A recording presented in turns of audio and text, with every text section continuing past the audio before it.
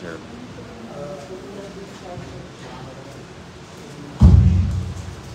Ako po'y bumabati sa bawat isa ng isang napakagandang umaga, maging sa atin pong mga suki sa FB Live. Good morning po sa inyo lahat. Of course, lalong-lalo na sa ating Panginoon. Good morning po, Panginoon. Good morning! Good morning! Parang marami po ang absent, di ba? Alam niyo po ang kaaway. Lahat ng sitwasyon, lahat ng panahon, gumagalaw siya, kumikilos siya, nagdo-double time din siya. Especially kapag umuna na ganyan, ang sarap-sarap humiga, di ba? Talakong pa tayo. Kumisa, nagdadalawang isip tayo, sasamba ba ako? Hindi. Sarap matulog di ba? Hindi nyo alam, when you finally decided not to attend, hindi nyo alam, nagtagumpay yung kaaway.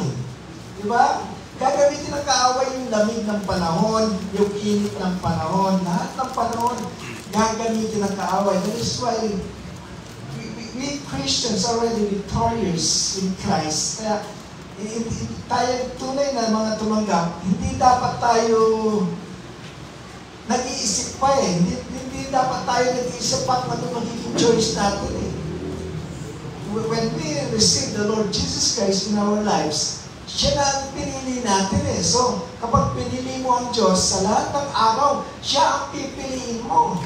Walang isip-isip, walang magdadalawang isip. Mag-attend ba ako o hindi? Of course, mag-attend. Amen po ba? Amen. Amen. Choice natin si Lord. Choice rin natin siya na hindi take for granted. Especially when it's Sunday.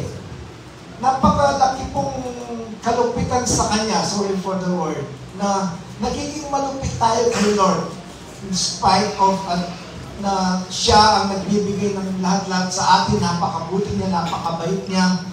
But there are times, malupit tayo Yung para sa Kanya, hindi natin binibigay. Di ba?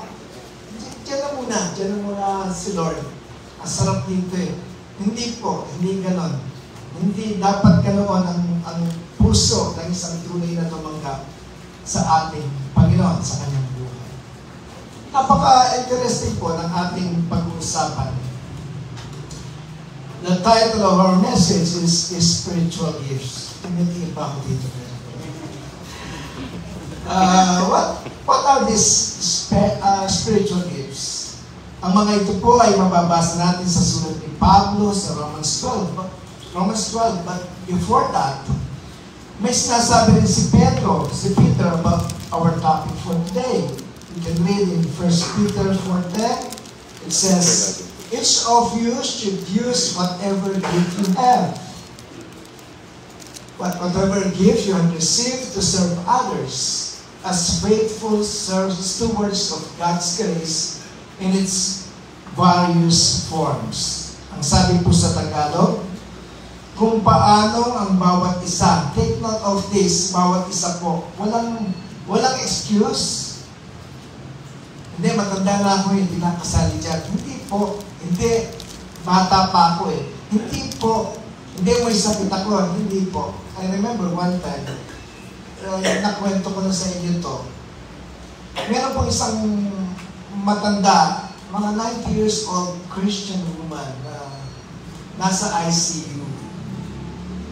At malubha po yung kanyang sitwasyon, but nakakapagsalita pa. So napansin ng mga nurses at yung doktor, napansin nila, bakit hindi tumitigil, nakakayak-yak yung matandang yun na nasa ICU? Tinanong nila yung matanda, ba't hindi ka magpahinga?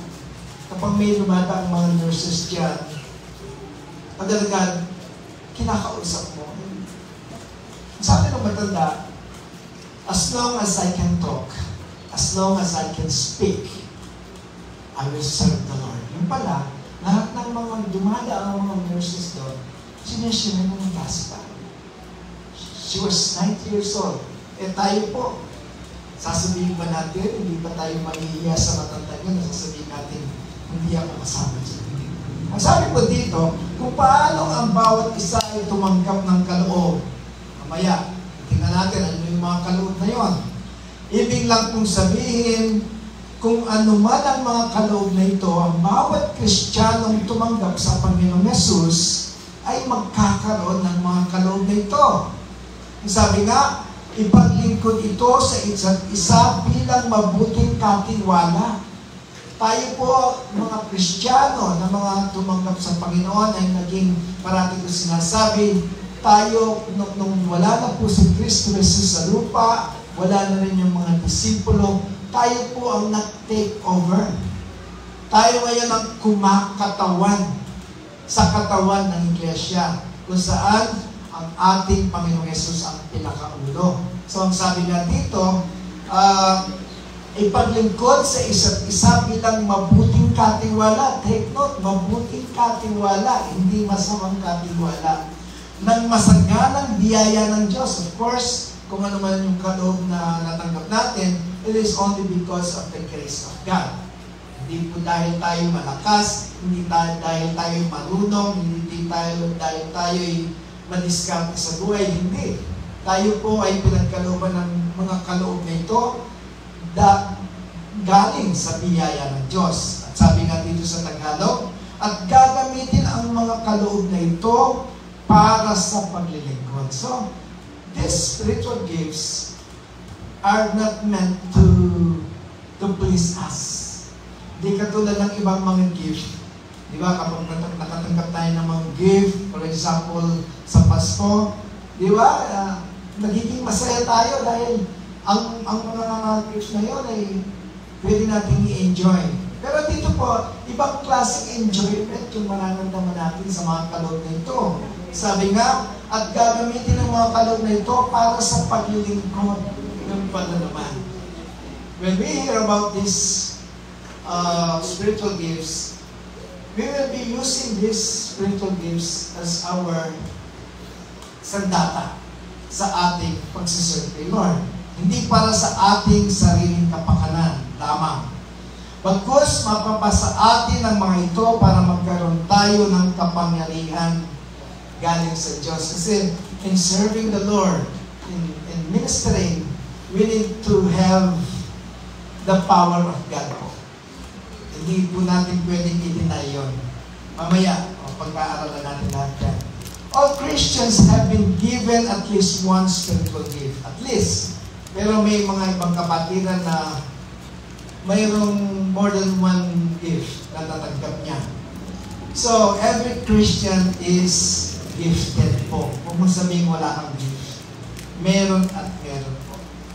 And from the verses we just read, a spiritual gift is a special ability that God gives according to His grace to each member of the body of Christ to be used for the development of the church, the body of Christ. Ibig sabihin dito, para mag-develop pa po yung development, para tuloy-tuloy ang progress ng katawan ni Kristo, which is Iglesia, yung church. The immediate purpose of your spiritual gifting is the edification of the body of Christ. Ano pong ibig sabihin ng edification sa Tagalog? Edification means pagpapatibay po. Sabi dito, the immediate purpose of your spiritual gifting is the edification. Kaya tayo binigyan ng mga kaloob na ito para sa ikatatatag ng Iglesia. Kasi kung wala ito, paano magpapatuloy po yung nasimula ni Kristo, di ba? So, kailangan natin ang pagpapatibay sa katawan ng Iglesia ng Panginoon. A letter from Paul to the Romans, it says, in Tagalog po, para mas maunawaan natin, sinulat ko ito sa Tagalog, sa sulat ni Pablo sa mga taga-Roma, 12, talata 6 hanggang 8, sabi po sa talatang 6, tayo ay may mga kaloob na magkakaiba ayon sa biyaya na ibinigay sa atin. So, tama yung sinabi ko sa kanila, di ba?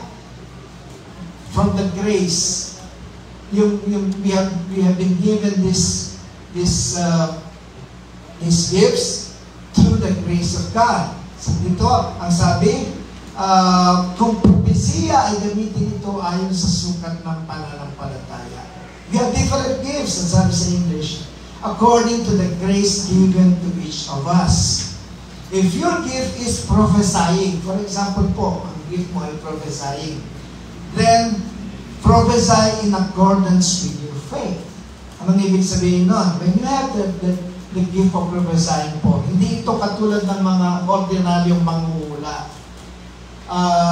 The purpose of prophecy is to carry messages from God. Diba? Maraming mga propeta sa Biblia.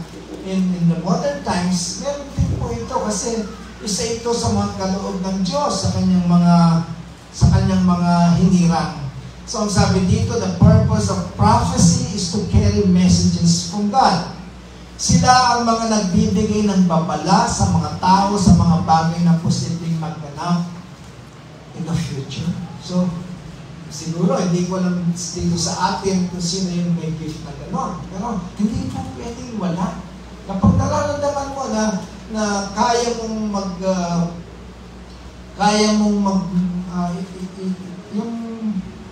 kapag may panaginip, kaya mo siyang, ano yung tawag ng interpret, ayun, parang meron kang gift of prophecy kapag gano'n. Gamitin mo yun. Huwag mong itago kasi kaya ka pinigyan ng gift of prophecy ni God para gamitin sa ikatatag ng iglesia. Gamitin mo ayon sa dikta ng banal na Espiritu. Ang sabi po sa verse 7, kung ang paglilingkod ay sa paglilingkod, if it is serving, if it is serving, then serve. Kapag tayo ay binigyan ng kasi, talento din po yun eh. Kaloob din yun eh. Huwag mo sabihin ang talento mo ay maglinis ng toilet. Yun ang gift na binigay sa iyo ng God eh. So, ang sabi dito, if it is serving, then serve. Walang maselan. Yun ang binigay sa iyo eh. Diba? Sabi ko minsan, kung ikaw ay isang pastor at isang nagalinis ng toilet, equal lang kayo in the eyes of God. Amen po ba? Amen. So, sabi dito, ang nagtuturo ay sa pagtuturo. If it is serving, then serve. If it is teaching, then teach. Kung pinagkalooban ka ng karunungan para magturo, gamitin mo ito. Huwag mong itago. Kasi, kapag tinago mo ito, parang meron tayong accountable po kay God. Darating ang panahon. Kaya nga binigyan ka ng ganyang kaloob para maggamit sa ikatatag ng iglesia. So, wag po natin itago yan. Same is true, if God gave you the heart to serve, then serve. Walang pag-aalinlangan po. Tanungin mo si pastor, tanungin mo yung ating mga elders, ano pa ba ang pwede kong gawin? Nakikita ni Lord yan, hindi po lingid kay Lord yung mga pagmamalasakit natin sa iglesia dahil yun naman po ang main purpose ni God sa mga kaloob nito para sa ikatatatag ng kanyang iglesia. So, verse 8, ang sabi po, ang nangangaral ay sa pangangaral, ang nagbibigay ay magbigay na may magandang loob, ang namumuno ay may pagsisikap, ang mahabagin ay may kasilahan. Nakikita niyo yung mga naka-enlighten na yan? Those are your gifts. Those are your gifts. So, titingnan mo dyan. Ako ba yung may kaloob na mangaral? Tingnan mo sa iyong sarili. Makikita mo naman. Mararamdaman mo yun. Makikita mo yung pagbabago mo. Dahil ako po mismo, sinasabi ko sa inyo, ng kabataan ko, hindi sa panaginip po, hindi sa imagination, hindi ko na-imagine na ako'y tatayo sa harap ng mga tao magsasalita. Very timid po ang inyong lingkod nung panahon ko, hindi ko pa kilala ang Diyos, na sinabi ko nga, kapag pinupunta ko si Ceres sa kanilang bahay at ako'y namamanikan, hindi pwedeng walang kasamang red horse. Kasi hindi ako makapagsalita pag walang espiritu ng pakataranta. Ganun ba yung tawag doon? Pero God is good. Binago po niya ang kanyang lingkod. Diba? Binigyan niya ako ng kaloob ng pangangaral. So ito po ay aking ginagamit ngayon. So, nasabi dito, if your gift is to encourage, then give encouragement. If your gift is giving, then give generously. If your gift is to live, do it diligently. If your gift is to show mercy, do it cheerfully. Kaya nga, when you notice po, na may mga pagbabagong mga nangyayari sa iyo na dati ay maramot ka, ngayon ay nagiging mapagbigay ka, yan ay hindi galing sa iyo. Galing yan sa Banal na Espiritu na nagbigay ng kaloob sa iyo. Those are the spiritual gifts that you receive. Yung nagkaroon ka ng heart na pagdating mo ng church, bubuksan mo yung pinto, nag-a-usher ka dyan, that is a gift from God. Yan, dati, nahihiya kang gawin ko, ngayon hindi na, di ba? Gift po yun, para ano? Hindi para sa ating sarili, para sa kapakanan ng iba, para sa ikatatatag, nahihiya siya. Amen po ba? Amen. 1 Corinthians 12:31, sabi po dito ni Pablo, now, eagerly desire the greater gifts, and yet, I will show you the most excellent way. Subalit, pagsikapin ninyong mithiin. Anong other term na mithiin? Nasain. Nasain daw natin yung mga higit na dakilang kaloob at ipapakita na daw sa atin ng Diyos ang isang daan na walang kahambing. We have to desire the gifts, these gifts na pinag-uusapan natin. Huwag lang basta-basta hintayin, ipanalangin, Lord, give me these gifts. Mamili ka. Desire it. Sabi nga, now eagerly desire the greatest gifts, the greater gifts. Basta tama yung motibo ng puso, ipagkakalob sa iyo ng Diyos. Kapag imposible sa Diyos. Hindi po masama yung mangarap ka na maging pastor. Kung yan ang talagang calling mo, ang sabi nga dito, mithiin mo. Nasain mo. At yun ay pagkakalob ng Diyos, provided na tama yung estado ng puso. Kaya sabi ko, kailangan tama ang estado ng puso. But before we do the, yun nga, sinasabi na dito na desire the greater gifts, and before we proceed in our lesson about spiritual gifts, tapos na yun. Kasi, ang ating mensahe po ay magkakaroon ng part 2 next Sunday kung lolobin ng Panginoon. Kasi meron po tayong isisingit dito na mensahe, a message na ipagpakikinggan natin kung nabago daw natin nasain yung mga greater gifts na yon. Kailangan tama muna yung estado ng puso. Heart check. Let us try to check our motive first. Actually, nakikita naman ng Panginoon yan. Of course, ang sabi nga ni Paul, nasain ang higit na dakilang kaloob. At bago ipagkakaloob ng Panginoon, yung mga kaloob na yan, the Lord will have to check our hearts first. The Lord will have to check our motives first. Itatama muna ng Panginoon ang motibo, hindi lang niya i-check. At the same time, itatama. Itatama muna ng Panginoon ang motibo ng ating puso kasi when our motives are not right, there is no way na makakamit natin ang katagumpayan sa bawat kaloob na ipagkakaloob ng Panginoon. Hindi magtatagumpay. Kailangan yung ating desire to serve, may kasamang mabuting puso yun, mabuting motibo.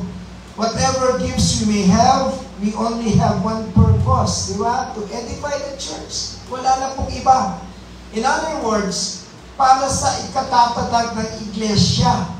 Kung may hidden agenda po tayo o nakatagong mga self-interest, vested interest, ika nga ng iba, tulad ng pagpapayaman, pagpapasikat, na marunong ako, ganun-ganon, o ano pa man na lihis sa tunay ng hangarin ng Diyos kung bakit ka pinagkalooban ng mga kaloob na ito, kailanman po ay hindi may sasakatuparan ang layunin ng Diyos kung bakit niya tayo pinagkalooban ng mga spiritual gifts nito. Sabi ko nga, sa part 2 natin tatalakayin yung isang mga bagay ng mga spiritual gifts. Titingnan muna natin, ano ba ang babala na sasabihin sa atin ni Lord bago natin nasahin yung mga yon. That is why before designing these gifts, we have to grow first spiritually po. Hindi basta-basta ipagkakalob ng Diyos sa iyan. Titingnan lang muna, ano ba, ikaw ba ay nag-mature na ba sa iyong buhay Kristiyano? Nag-grow ka na ba? Kapag tumanggap ka ng mga kaloob na ito at hindi ka pa handa, in other words, isang immature Christian ka pa, na natiling baby Christian kahit na matagal ka nang nag-a-attend, masasayang lamang po ang mga kaloob na ito. And God knows that. Hindi na basta-basta ipagkakalob sa ito kung masasayang lamang. Sa iba na lang, di ba? Yung talagang mayroong puso to serve. Sabi, dito po, makikita natin ang mga salitang lumalabas sa bibig ng mga immature Christians. And God knows this. Hindi natin ito may kakaila sa Kanya. Sabi dito, mga salitang lumalabas sa bibig ng mga immature Christian. Number 1 is, bakit ako inutusan? Ang dami naman dyan. Di ba? Turo. Turo ng turo. Bakit ako pa? Number 2, hirap ng buhay. Saka na yung paglilingkod na yan. Diba? Mas priority natin yung kasi kailangan ko kumayod eh. Dami kong anak eh.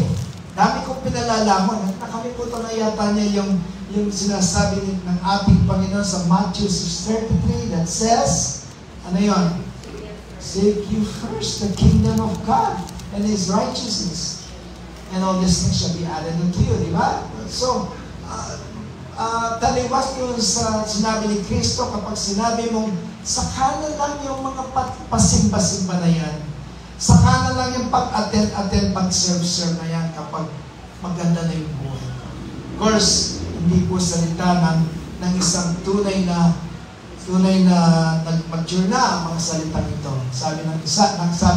Sabi pa dito, busy ako sa pagpapayaman, saka na lang yan. The service is taken for granted. Bakit? Iba yung priorities eh. Hindi, unang pa yung yaman ko eh. Hindi pa kontento eh. Saka na, Lord. Hayaan mo, Lord. Kapag ako'y umasenso, kapag nakuha ko na yung gusto ko, ipagagawa kita ng church building. Hindi po totoo yun. Kasi ang nagpapayaman po, walang kabusugan. Never na magpubusog siya.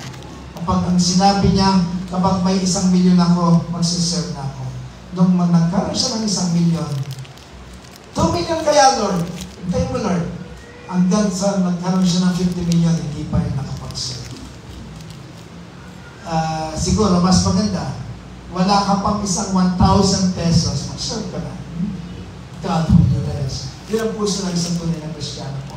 And number 4, mga salitang lumalabas sa bibig ng immature Christians, kapag may time pa, maglilingkod ako. See, yung tira-tirang oras kay Lord. Ganun ba yun? Di ba? When we put God first, we will never be lost. Iba yung kaisipan kasi ng mga hindi pa nag-mature. Yung mundo nasa ibabaw, si God nasa ilalim. Kaya nga bang sabi, Lord, kapag hindi na ako nag-overtime, sige. Kapag yung linggo, hindi na ako nagtatrabaho, Lord. Kapag sinabi ng boss ko na hindi na ako magtatrabaho ng linggo, then I will attend, Lord. I will serve you to the fullest. Hindi po mangyayari yan kasi patuloy kang i-test ni God sa mga bagay nito.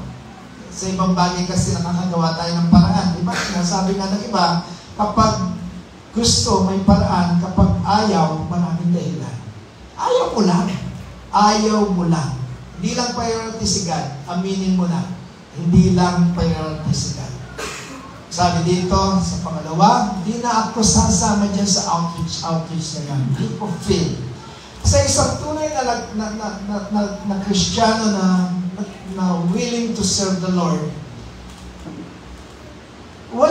hindi nakabatay sa mood. Hindi nakabatay sa sitwasyon yung kanyang paglilingkod. Paano kung subukan ka ni Lord? Kung ikaw ay naglilingkod lamang kapag maganda yung flow ng buhay, paano na kapag nasa ibaba ka? Wala na yung serving. A sign na ikaw ay isang immature pa kapag moody ka sa gawain. Hindi dapat po kasi, ang sabi ko nga, whenever we meet every Sunday or whenever we go to some places para pag-usapan yung salita ng Lord, we always celebrate the goodness of God. So hindi nakabatay po sa mood yung ating pagsiserve. Sabi po dito, last but not the least, time out muna ako dyan sa ministry na yan. Napipi ko na ako eh. Diba? May mga temporero po. Hindi po pinagkakalooban ng kaloob yan. Kasi alam naman ni Lord na titingin niya sa mga churchmates, sa pastor, sa sitwasyon, kasi masasayang lamang mapipikon at mapipikon yan. Diba? Marati ko sinasabi, if you are looking for a perfect church, there is no one po, wala pong perfect church, kasi tao po yung church. Yung head lang yung perfecto. But if you are looking for a perfect God, there is one. His name is Jesus. So, focus on the Lord and everything else will be beautiful po. Amen po ba? Amen. Yun po ang pinaka-isip ng isang tunay na lingkod.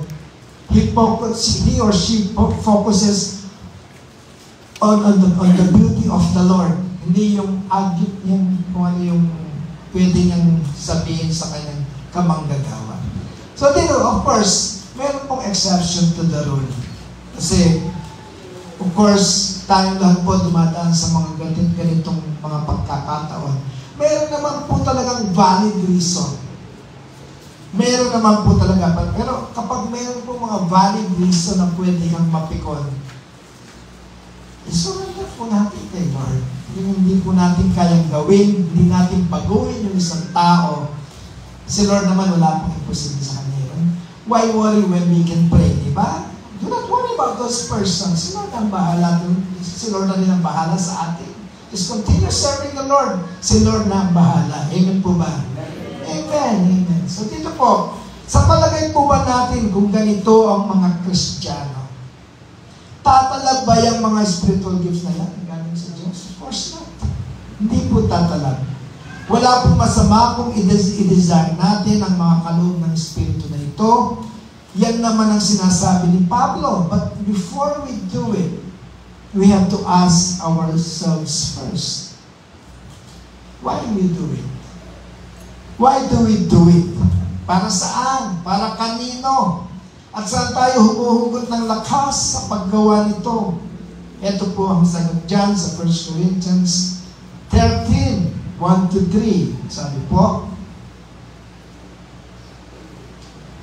So verse 1, sabi dito ni Paul, if I speak in the tongues of men or of angels, but I do not have love, I am only a resounding gong or a clanging cymbals.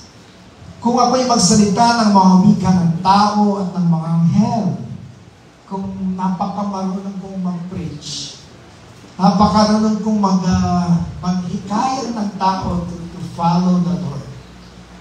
Meron akong gift na gano'n. Isang salita ko lang, kung minsan nagsasalita ko, mismo mga batang maliliit, napapa-focus sa akin. Pero ang sinasabi rito, kahit na daw pinakamarunong ka ng magsalita, o pwede kang magsalita ng iba't ibang mga wika, speaking of tongues. Pero ang sabi dito, but if you do not have love, you are only like a resounding gong or a clanging cymbals in the eyes of God. Sabi dito, subalit wala akong pag-ibig Ako'y nagiging isang maingay na pumpyang o batingaw na umaalingaw-ngaw. Diba? Alisin, yung isang lata ng ligo, 555. Isang 555. Alisin mo yung sardinas. Kapag mayroong laman yung ligo, at hinulog mo sa semento, walang gaanong sound yan, di ba? Pero alisin mo yung laman, mag-iingay niya. Ganon daw tayo. Even when we speak good, very, very good, very fluent sa English, hindi katulad ni Brother Dan, may expiration ng English. Pero sabi nga dito, kahit na pinakamatanyag ka pa sa pagsasalita, napakalaki ng church mo, mega church, yung church mo, sabi na, dahil marami kang nahikaya, but if you do not have love, in the eyes of God, para ka lang isang lata na maingay, pero walang laman. It means, in the eyes of the Lord, you are nothing. And verse 2, at sabi dito, verse 2 says, if I have the gift of prophecy and can fathom all mysteries and all knowledge, and if I have faith that can move mountains, but do not have love, still I am nothing. Sabi sa Tagalog, at kung mayroon akong kaloob ng propesya, di ba? Nag-usapan natin kanina ito. This is a gift of prophecy na pwede kong malaman yung mangyayari in the future. And naunawaan ko lahat ng mga hiwaga at lahat ng mga kaalaman, yung mga pwede kong interpret lahat ng mga kawikaan sa Biblia, lahat ng mga ano ba yung mga ni Kristo kapag nagsasalita siya, mga parables. Pwede kong interpret lahat ng mga parables ng ating Panginoon at lahat ng mga knowledge. Pero ang sabi nito, ngunit wala akong pag-ibig, in the eyes of God, wala pa rin akong kabuluhan. But if I do not have love, I am nothing. Sabi po sa verse 3, if I give all I possess to the poor, there is nothing wrong with giving. Pero even in giving po, God can see our motives, even in our giving. But there is nothing wrong with giving kung tama yung ating motibo sa pagbibigay. Maging sa pagbibigay po, mayroong mabuti at may masamang motibo. Sabi nga dito, if I give all I possess to the poor and give over my body to hardship, that I may boast, but do not have love, still I gain nothing. At kung ipamigay ko lahat ng aking ari-arian, kahit na daw ibigay mo lahat ng possession mo, at kung ibigay ko ang aking katawan ng pagsunukin, kahit na i-sacrifice mong lahat, pati na yung katawan mo, sa mga tao, subalit wala namang pag-ibig. Kasi kung walang pag-ibig, mayroong ibang reason eh. Mayroong ibang hidden agenda. Yun ang tinitingnan ng Lord, yung hidden, hindi yung nakikita. What you do is more important. What you do is important, but why you do it is even more important to the Lord. Importante kay Lord, mahalaga kay Lord yung tumutulong tayo. Sinabi nga niya sa Biblia, sabi ng Panginoon, whatever you do to the least of my brethren, that you do unto me. Kung ano yung ginagawa mo sa mga pinakaabak kong mga kapatid, ang sabi ni Kristo, yan ay parang mo nang ginawa na rin sa akin. Pero, ang sabi nga dito, what you do is important, but why do you do it is even more important. Why do you give? Para kapag nangailangan ka, tutulong ka rin. Investment yun, hindi giving yun. Why do you give? Para may selfie, dami makakakita. That is not giving. Pagyayabang yun. Why do you give? Para maging magaan sa kalooban. Hindi rin katanggap-tanggap yun eh. You give for the sake na humanda yung feelings, hindi po. Hindi katanggap-tanggap yan. Alam niyo yung katanggap-tanggap kay Lord when we are talking about giving? You give for the sake na matulungan yung tao, kahit na hindi ka nagpasalamatan, kahit na hindi ka purihin, kahit na pagkatapos nun, dadali ko lang ka, tatakbo na siya. That is giving. Walang hinahanap na kapalit. Yun ang tinitingnan ni Lord po. And God, siya po kahit na yung ating giving, hindi parang investment, pero si God po, tunay na mabuti. Tunay na generous God. Higit pa dun sa initulong mo, ibabalik naman. Kahit wala yun sa ating hindi. For God, what you do is important. Inuulit-ulit ko. But why you do it is even more important. If right now you are a pastor, if right now yung mga nag-aaral kasi sa isang Bible school, or you are a Sunday school teacher, Bible study teacher, or an usher, or a toilet cleaner, or anything you do in the ministry, the question is it because of your love for the Lord? That is valid. Kapag ang reason mo why you do all these things is because of your love for God, that is the only valid reason po. Aprobado po kay Lord yun. And anyway, kung may ibang reason bukod sa pagmamahal mo sa Diyos, check yun, hindi ka naman tatagal. Sabi nga sa Kapampangan, kapag ang iyong ginagawa ay hindi because you love the Lord, manikal ko. Manikal. Ano sa Tagalog yung manikal? Para maintindihan ni Brother Lucky. Mangangawit. Mangangalay. Magsasawa. Bakit ko ba ginagawa ito? Sawa na ako dito. Sacrifice is no longer be called a sacrifice when you love what you are doing.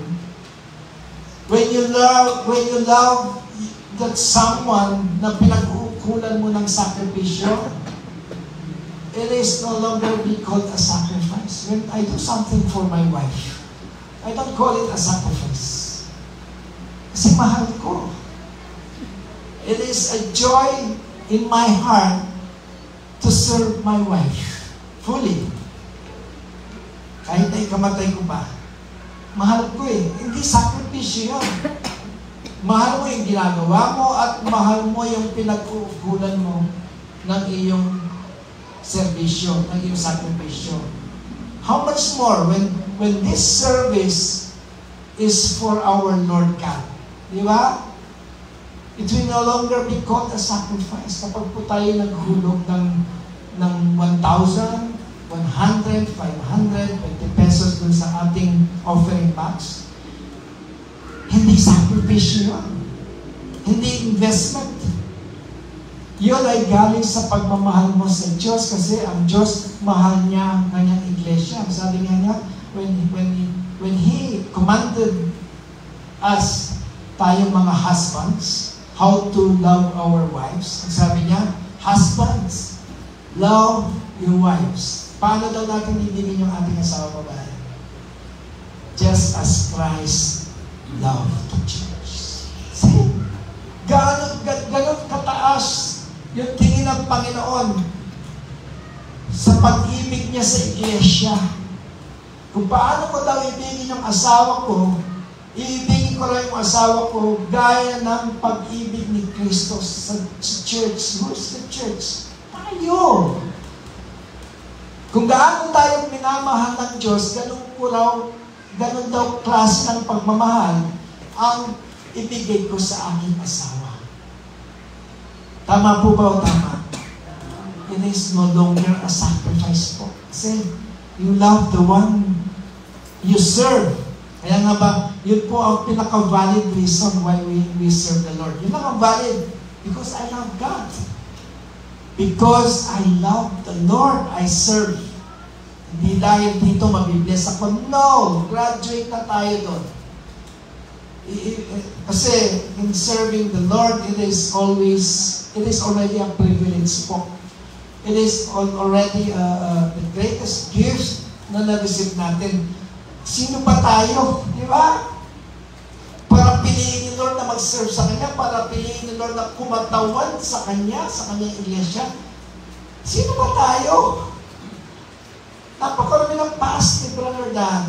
I cannot imagine how good God is na piliin ako na hindi niya tinignan yung past ko. Kasi kung pagbabatayan ni Lord yung ating mga nakaraan, kung sino yung mga pipiliin niyang maglingkod sa Kanya, hindi po pasado si Brother Dan.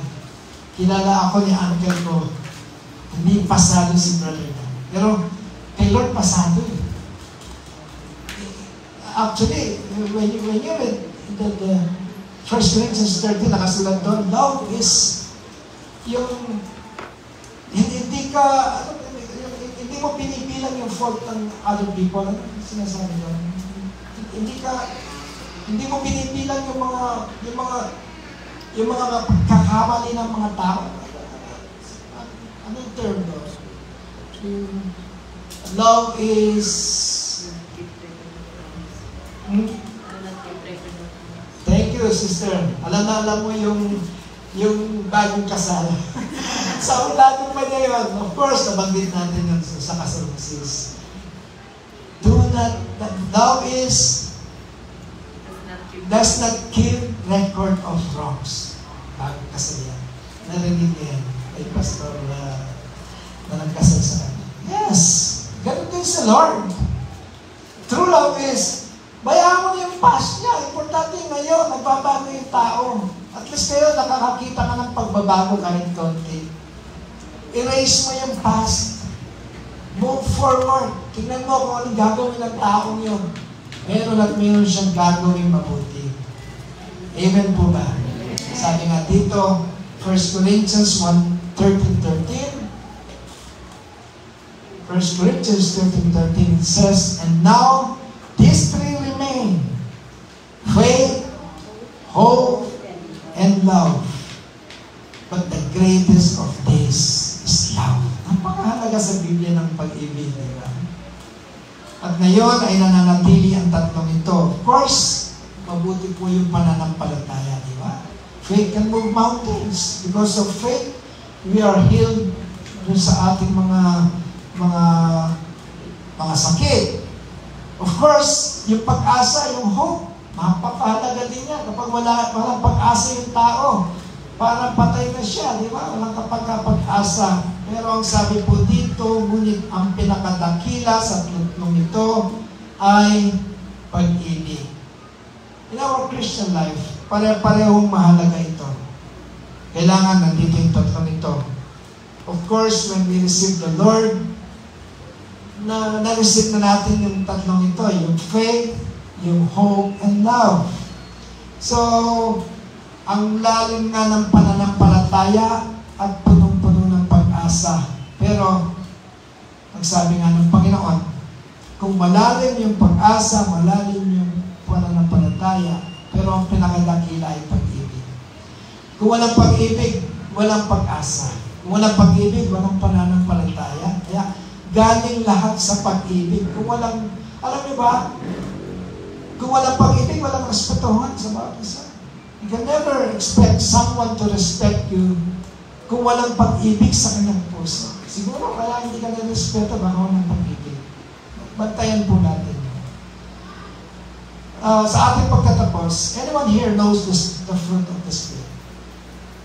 Sasabihin ng iba, si pastor naman, ang sabi niya, pag-uusapan namin, gift of the Spirit. Ngayon, fruit of the Spirit naman. I told you, hindi po basta-basta pinagkakalob ni Lord ang mga gifts na yon.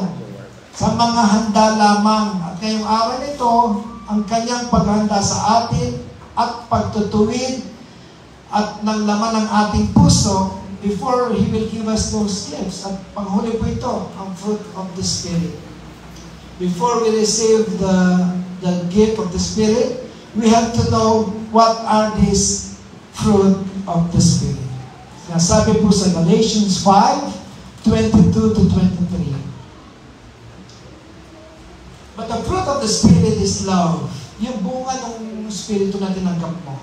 When you receive the Lord, that is the Spirit of God living in you right now. At mayroong bunga yon, buhay yun eh. Incorruptible seed yun, imperishable seed, hindi namamatay. Kaya nga ba, nagkakaroon ng bunga. At yung bunga yun, nasa atin.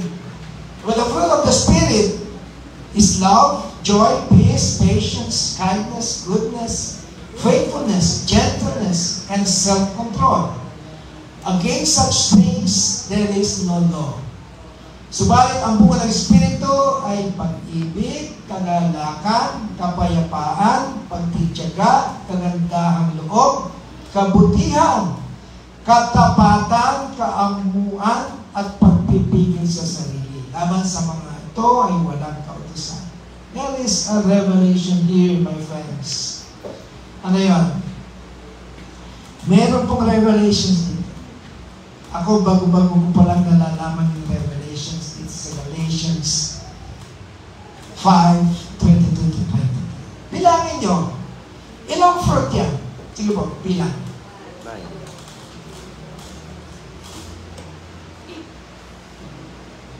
I think 9. 9. Okay. Hindi kaya, yung Biblia kaya hindi marunong sa, yung tinatawag na plural ba yung plural at singular. Di ba kapag fruit, ibig sabihin singular lamang. Dapat isa lamang yan. Dapat hindi 9. Kasi 9 yan eh. 9 fruits yan eh. Dapat sana, sinabi dito, but the fruits of the Spirit. Kasi ang dami eh. 9 siya eh. Ano niyo ba sagot? Silid na, silid. Galatians 5:22-23 is speaking of one fruit only. One fruit. Of course, 9 yan, pero it is speaking of one fruit only. And that is love. Eh, pastor, paano yung iba? Di ba 9 yun? Bakit ang pinagin lang dito na isa lang fruit, love lang? Ganito po yun. Parang, ito po ay isang, yan. Pero siya tayo, no? Kung ito ay magiging isang love lang, alisin mo yung iba. Love lang yan. Pero mayroong parts yan.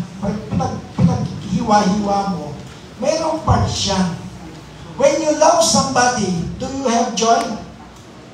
Kapag minamahal mo, for example, ng asawa mo, may kagalakan ba? Of course, every day. Pag-isip mo pa lang, yes, may love. Isang kiss nga dyan. Mayroong joy. When you love somebody, mayroong bang kapayapaan? Nagmumula lahat doon sa isang fruit of love. At ito'y mga sanga-sanga lamang ng pagiging isang maibigin. Maraming sanga yung love. Kaya nga ba fruit lang eh, fruit of the Spirit is love. Yun lang. Pero ang daming damay. Ang daming yung mga branches. Ang daming mga sanga. When you love somebody, we have peace. Oh, mahal. Kahit wala tayong almusal. Pero, may kapayapaan kasi ginagawa. Tama po ba o tama? Parang hindi tama. When you love somebody, do you have patience? Pagtitiyaga o long suffering? Of course, yes. Pero ito ko po, si Mrs. ko po, nabibigyan mo ng example. When I love my wife, of course, I have to be patient. Hindi lang yun. I have to have that long suffering. Mahal mo, pwede ka maghintay. So, kasama ba yung long suffering? Kasama ba yung patience? So, sa love? Yes. When you love somebody, you are willing to wait. No matter what. Oh, masama yung asawa ko ngayon, but I'm willing to wait. Alam ko, gagawin din siya ni Lord. In God's time, I can't wait. I can't wait because I love my husband. I love my wife. So, when you love somebody, mayroong long suffering yun, mayroong pagtitiyaga. When you love somebody, do you have kindness? Yes, of course. Ito pa yung mawawala, kagandahan loob. Mahal ko nga yan eh. Hindi lang Christmas. Araw-araw may pasalubong na pansin sa akin. Diba? Kasama sa love lahat ng nabanggit dito. Kaya nga ba, one fruit lamang. Hindi nagkakamali. Ang Bible po, marunong sa grammar yan. Hindi, nung sinabi niyan, this is the fruit of the Spirit, isa lang yan. Pinaggagalingan yan, lugod, pag-ibig. When you love somebody, do you have goodness o kabutihan ng loob? Of course. Of course. Siya mo ba, hindi ako magiging mabuti sa kanya? We are just talking of people, pero ang pinatutok ko lang dito sa God. The God we serve. When I love God, I have that goodness in my heart towards my God. See, I love God. When you love somebody, do you have faithfulness? Tapat ka ba? Of course. Pag na number 2 ka, umahal mo yung asawa mo. When you love God, will you commit adultery? Adultery or idolatry? Sometimes po, when we read the Bible, nakabanggit ng adultery, sometimes, merong spiritual meaning yon na sumasamba ka sa ibang Diyos-Diyosan. When you love God, you don't have to worship other gods. Marami tayong Diyos po, Diyos-Diyosan, hindi lang yung mga ribulto. Minsan, yung Diyos-Diyosan natin, yung ating trabaho. When we love our work more than God, that's our Diyos-Diyosan. When we love our wives and husbands more than our God, that's adultery. Spiritual adultery. When we worship money, that's adultery and idolatry. That's abomination in the eyes of God. That is why when you love God, you will not commit idolatry or adultery anymore. Magiging tapat ka sa Diyos kasi you love the Lord your God. Amen po ba? Amen. When you love somebody, do you have gentleness? Kasama yan dyan sa sanga. Kaamuan. Of course, magiging maamo ka. Gentle ka kahit nasisermonan mo in a nice way. Nag-aralan natin din last year with Sister Kesa. When you love somebody, hindi po tayo padalos-dalos ng salita. When we love somebody, we care about those things na pwedeng makapanakit sa damdamin nila. Of course, minsan mali sila, but we have to speak in a gentle way. Amen po ba? The last but not the least, when you love somebody, do you have self-control? O pagpipigil sa sarili? Yes po, meron po. Meron at meron. O ngayon, siya ba sila o isa? Sige po, sagot tayo. Siya ba sila o isa? Isa lang. Pinaggagalingan ng pag-ibig. When you have love, sakop na lahat yan. Amen po ba? Napakabuti ng Diyos, di ba? Amen po ba? Napakabuti ng Diyos. Napakatapat niya. Kompleto po yung ating mensahe. Although, nabitin tayo sa tunay na mensahe na entitled natin kaninang spiritual gifts. Pero kung loloobin po ng Panginoon, next Sunday, tatalakayin natin lahat ng mga yon. Doon, handang-handa na tayo. At yung introduction, nirelay na sa atin ni God. Inihanda muna niya po yung study ng puso natin before we tackle those spiritual gifts na gusto niya ipagdalay sa atin. Tayo po may na-bless. Palakpakan po natin.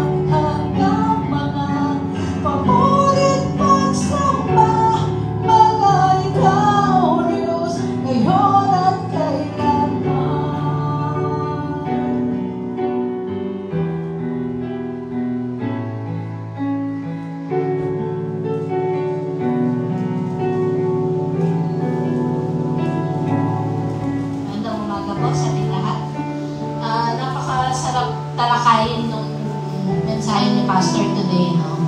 Kasi whenever we speak about, or whenever we study about the gifts and the fruit of the Holy Spirit, mapapag-aralan po natin dyan kung paano tayo ginagamit ni Lord sa ministry at saka kung paano tayo nag-gain. So, it's a symbiotic. Sorry, biologist. Palitan. Kumbaga, palitan siya ng benefit. Okay? So, sabi nga ni Pastor, tinitignan ni Lord yung puso natin. And the more we practice our hearts, doon natin nalalaman kung saan tayo ilalagay ni Lord. Minsan, hindi siya kung ano yung gusto nating gawin, pero yung gusto niyang gawin. So, paano natin malalaman kung anong gusto ni Lord para sa atin? We have to keep the fire burning. Amen. I-indulge natin yung sarili natin kay Lord. Mahina ito. Ayan. Parang mas mahina. Anyway. Ayun. So, like yun naman, it's always a thing. Build natin yung relationship natin kay Lord. Aralin natin siya. Kilalanin natin siya. Kasi the more na kinikilala natin sa Lord, the more natin malalaman kung ano yung ating katayuan bilang mga Kristiyano. Hindi po tayo nagdidikta kung ano tayo kay Lord. Siya ang magsasabi kung ano tayo sa Kanya. So tayo po yung manalangin para sa ating panangwakas na panalangin tayo po ito ngayon.